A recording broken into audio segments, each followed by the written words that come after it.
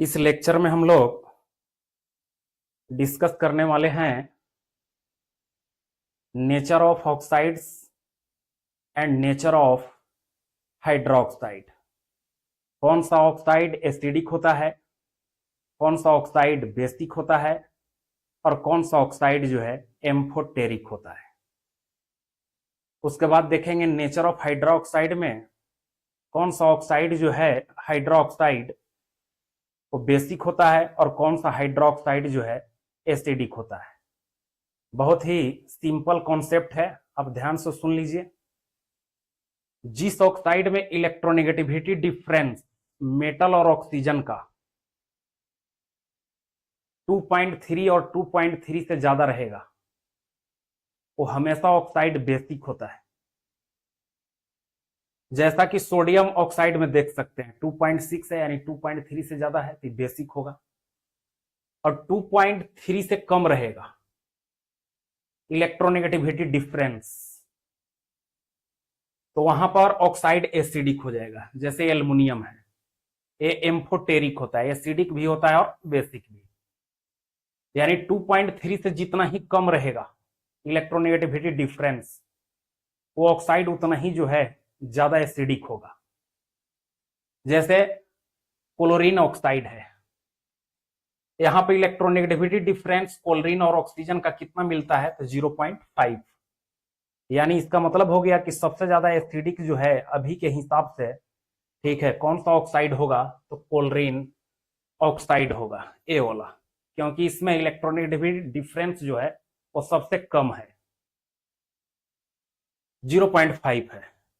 यानी left to right चलिएगा किसी भी पीरियड में तो जितने भी ऑक्साइड बनेंगे उन ऑक्साइड का एसिडिक नेचर बढ़ेगा और बेसिक नेचर जो होगा घटेगा।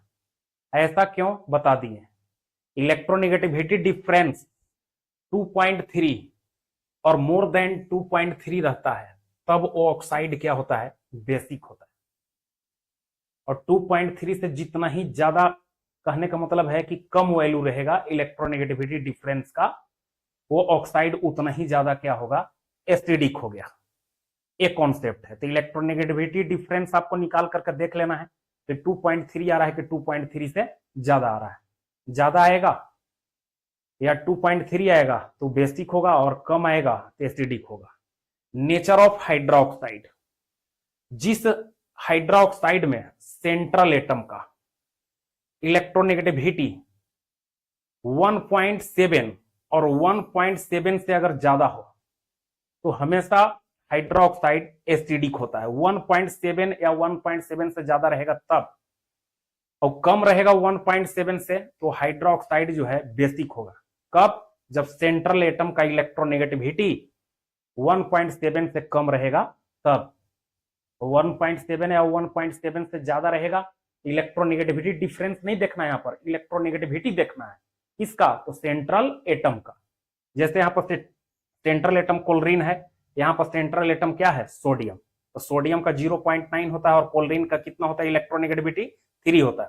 तो यानी इसका मतलब कि 1.7 से ज्यादा है यहाँ पर इलेक्ट्रोनेगेटिविटी सेंट्रल एटम का, तो ये एसिडिक हो जाएगा और ये कैसा हो जाएगा बेसिक। यहाँ पर की पॉइंट बनाया हुआ है, इफ सेंट्रल एटम है इलेक्ट्रोनेगेटिविटी 1.7 और more than 1.7 then acidic hydroxide, तो ऑक्साइड जो होता है वो एसिडिक होता है।